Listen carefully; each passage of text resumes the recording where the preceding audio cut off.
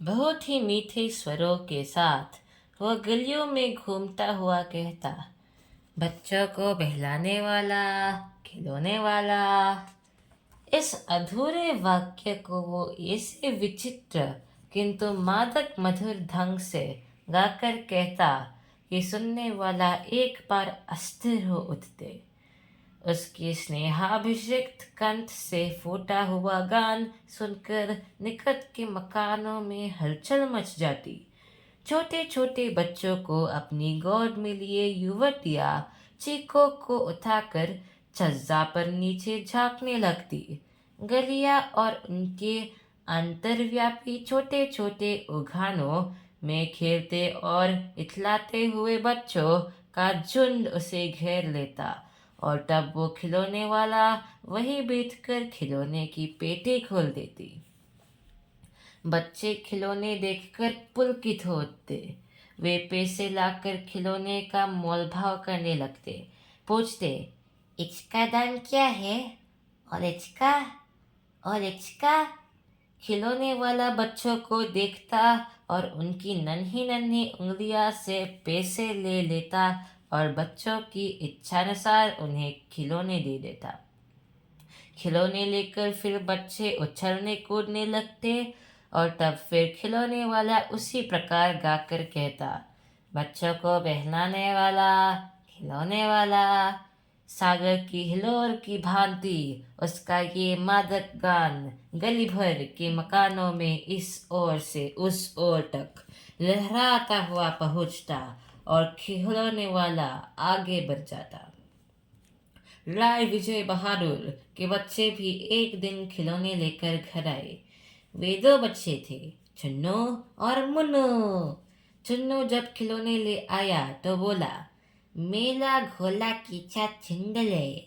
मुन्नू बोला, और देखो मेला कीचा छिंदल है। दोनों अपने हाथी घोड़े लेकर घर भर में उछलने लगे।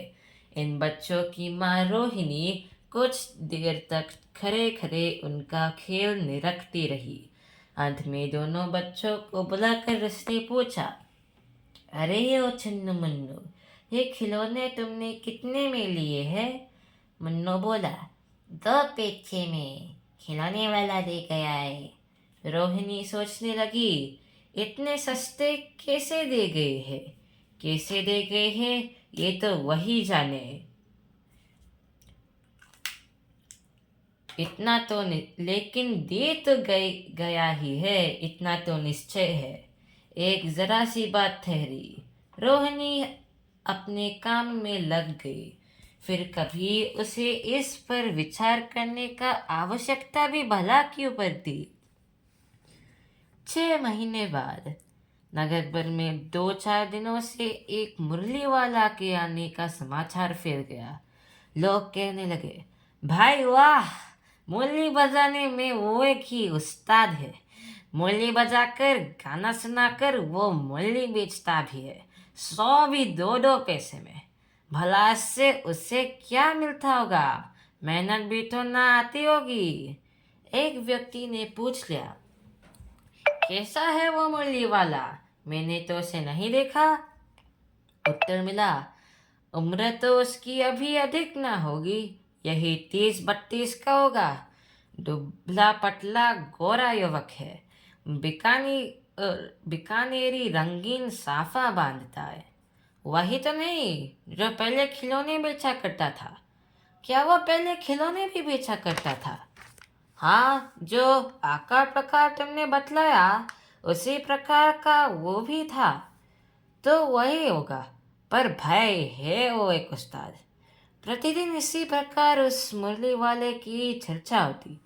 प्रतिदिन नगर के प्रत्येक गली में उसका मादक निडुल स्वर सुनाई पड़ता, बच्चों को बहलाने वाला, मुरलिया वाला। रोहिणी ने भी मुरली वाले का ये स्वर सुना। तुरंत ही उसे खिलौने वाला का स्मरण हो आया। उसने मन ही मन कहा, खिलौने वाला भी इसी तरफ गा गा कर खिलौने बेचा करता था। रोहिणी उठकर अपने पति विजय बाबू के पास गई। जरा उस मुरली वाले को बुलाओ तो चुन्नू मुन्नू के लिए ले लूं। क्या पता वो फिर इधर आए न आए।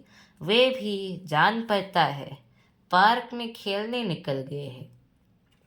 विजय बाबू एक समाचार पत्र पढ़ रहे थे। उसी तरफ उसे लिए हुए वे दरवाजे पर आकर मुरली वाले से बोले, क्यों भाई, किस तरफ देते हो मुरली? किसी की टोपी गली में गिर पड़ी, किसी का जूता पार्क में ही छूट गया और किसी की सोटनी पाजामा ही ढीला होकर लटक आई है। इसी तरफ दौड़ते हाफते हुए बच्चों का झुंड आ पहुंचा। एक स्वर से सब बोले थे, अम्बी लेंदे मुल्ली और अम्बी लेंदे मुल्ली। मुर्रे वाला हर्ष गदगद हो था। बोला, सबको देंगे भैया, लेकिन जरा रुको, ठहरो, एक एक को देने दो। अभी इतना जल्दी हम कहीं लौट थोड़े ही जाएंगे। बेचने तो आए ही है, और है भी इस समय मेरे पास एक दो नहीं, पूरी 57। हाँ बाबूजी, क्या पूछा था आपने? कितने में दी? दी तो वैसे 3-3 पैसे के हिसाब से है, पर आपको 2-2 पैसे में ही दे दूंगा। विजय बाबू भीतर बाहर दोनों रूपों में मुस्करा दिए। मन ही मन कहने लगे, कैसा है? देता तो सबको इसी भाव से है, पर मुझे पर उल्टा एहसान लाद रहा है। फिर बोले, तुम लोगों कहीं झूठ बोलने की आदत होता है। देते होगे सभी को 2-2 पैसे में, पर एहसान को भोजा मेरे ही ऊपर लाद रहे हो। मुल्ले वाला एकदम अप्रतिभ हो था। बोला, आपको क्या पता बाबूजी कि इनका असली लागत क्या है? ये तो ग्राहकों का दस्तूर होता है कि दुकानदार चाहे हानि उठाकर चीज क्यों न बेचे, पर ग्राहक यही समझते हैं दुकानदार मुझे लूट रहा है। आप भला काहे को विश्वास करेंगे? लेकिन सच पूछिए तो बाबूजी, असली दाम 2 ही पैसे है। आप कहीं से 2 पैसे में ये मूल्य नहीं पा सकते। मैंने तो पूरी 1000 बनवाई थी, तब मुझे इस भाव पर ही है। विजय बाबू बोले, अच्छा, मुझे ज्यादा व्यक्त नहीं, जल्दी से 2 थो निकाल दो। 2 मूल्य लेकर विजय बाबू फिर मकान के भीतर पहुंच गए। मूली वाला देर तक उन बच्चों के झुंड में मूलियाँ बेचता रहा। उसके पास कई रंग की मूलियाँ थी। बच्चे जो रंग पसंद करते, मूली वाला उसी रंग की मूली निकाल देता। ये बड़ा अच्छी मूली है, तुम यही ले लो बाबू। राजा बाबू, तुम्हारे लायक तो बस यह है। हाँ भाई, तुमको वही देंगे। ये लो, तुमको वैसे ना चाहिए, ये नारंगी रंग की, अच्छा वही लो। ले आए पैसे? अच्छा, ये लो तुम्हारे लिए, मैंने पहले ही से ये निकाल रखी थी। तुमको पैसे नहीं मिले, तुमने अम्मा से ठीक तरफ मांगे ना होगे। धोती पकड़ कर पैरों में लिपट कर अम्मा से पैसे मांगे जाते हैं बाबू। हाँ, फिर जाओ, अब की बार मिल जाएंगे। दुवन्नी है तो क्या हुआ? ये लो पैसे, वापस लो। ठीक हो गया ना हिसाब? मिल गए पैसे। देखो, मैंने तरकीब बताई। अच्छा, अब तो किसी को नहीं लेना है, सब ले चुके। तुम्हारी माँ के पास पैसे नहीं है? अच्छा, तुम भी ये लो। अच्छा, तो अब मैं चलता हूँ। इस तरफ मूली वाला फिर आगे बढ़ गया। आज अपने मकान में बैठी हुई रोहिणी मूली वाले की सारी बातें सुनती रही। आज भी उसने अनुभव किया, बच्चों के साथ इतने प्यार से बातें करने वाला फेरी वाला पहले कभी नहीं आया। फिर वो सौदा भी कैसा सस्ता बेचता है। भला आदमी जान पड़ता है। समय की बात है, जो बेचारा इस तरफ मारा मारा फिरता है, पैठ जो न कराए सो थोड़ा। इसी समय मूली वाले का क्षीण स्वर दूसरी निकट की गली से सुनाई पड़ता। बच्चा को बहलाने वाला, मलिया वाला। रोहिणी इसे सुनकर मन ही मन कहने लगी, और स्वर कैसा मीठा है उसका। बहुत दिनों तक रोहिणी को मूली वाले का वो मीठा स्वर और उसकी बच्चों के प्रति वो स्नेहसिक्त बातें याद आती रही। महीने के महीने आए और चले गए, फिर मूली वाला न आया। धीरे धीरे उसकी स्मृति भी क्षीण हो गई। 8 मास बाद सर्दी के दिन थे। रोहिणी स्नान करके मकान की छत पर चढ़कर आजान लंबित केश राशि सुखा रही थी। इस समय नीचे की गली में सुनाई पड़ा, बच्चों को बहलाने वाला, मिठाई वाला। मिठाई वाला का स्वर उसके लिए परिचित था। झट से रोहिणी नीचे उतर आई। उस समय उसके पति मकान में नहीं थे। हाँ, उनकी वृद्धा दादी थी। रोहिणी उनके निकट आकर बोली, दादी, चिन्न मुन्न के लिए मिठाई लेनी है। जरा कमरे से चलकर ठहराओ। मैं उधर कैसे जाऊँ? कोई आता ना हो। जरा हटकर मैं भी चिक की ओट में बैठा रहूंगी। दादी उठकर कमरे में आकर बोली, ए मिठाई वाला, इधर आना। मिठाई वाला निकट आ गया। बोला, कितनी मिठाई तू माँ? ये नए तरफ की मिठाइयाँ है, रंग बिरंगी, कुछ कुछ खट्टी, कुछ कुछ मीठी, जायकेदार, बड़ी देर तक मुंह में टिकती है, जल्दी नहीं घुलती। बच्चे बड़े चाव से चूसते हैं। इन गुणों की सेवा ये खांसी भी दूर करती है। कितनी दो? चपटी गोल पहलदार गोलियां है। पैसे की 16 देता हूँ। दादी बोली, 16 तो बहुत कम होती है, भला 25 तो देते। मिठाई वाला, नहीं दादी, अधिक नहीं दे सकता। इतना भी देता हूँ, ये अब मैं तुम्हें क्या। खैर, मैं अधिक ना दे सकूंगा। रोहिणी दादी के पास ही थी। बोली, दादी, फिर भी काफी सस्ता दे रहा है। 4 पैसे की ले लो, ये पैसे रहे। मिठाई वाला मिठाइयाँ गिनने लगा। तो 4 की दे दो। अच्छा, 25 नहीं सही, 20 ही दो। अरे हाँ, मैं बुरी हुई, मोल भाव अब मुझे ज्यादा करना आता भी नहीं।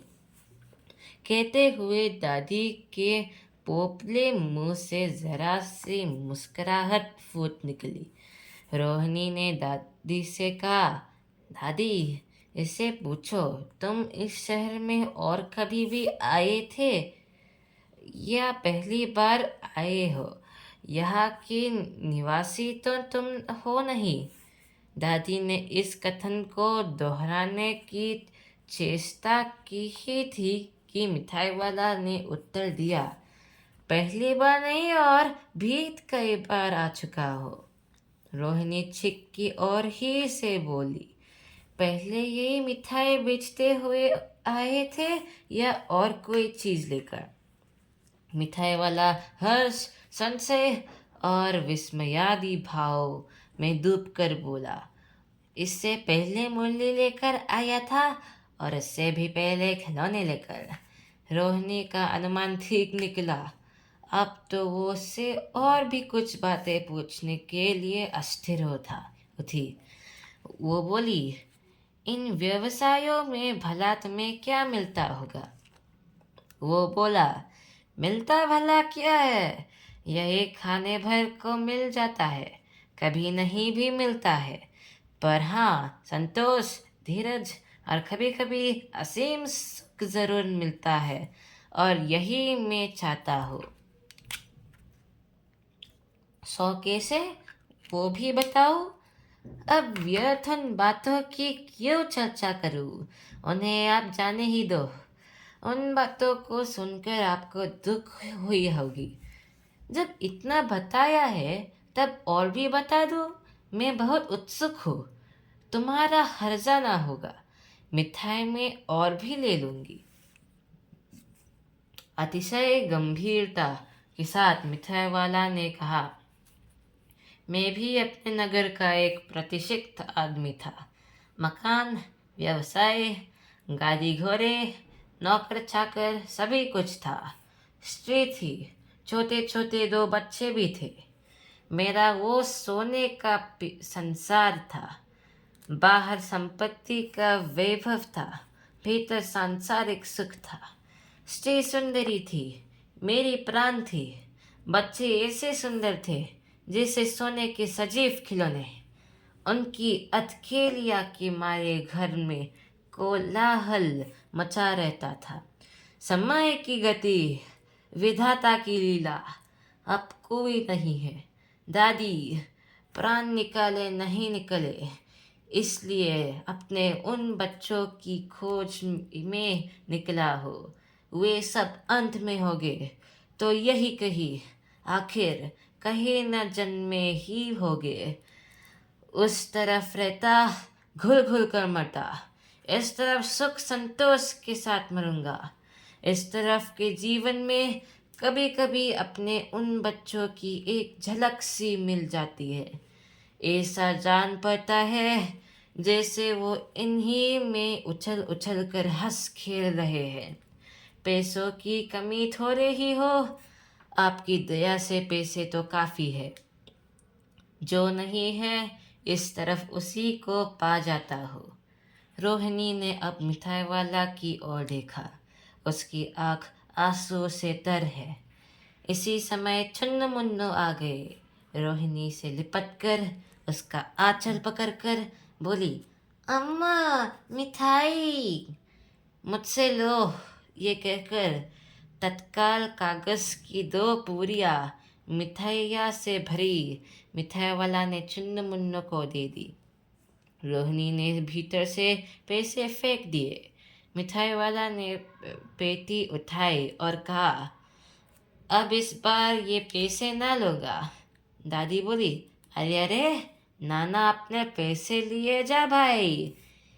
तब तक आगे फिर सुनाई पड़ा उसी प्रकार मादक मृदुल स्वर में, बच्चों को बहलाने वाला, मिठाई वाला। भगावती प्रसाद वाजपेयी।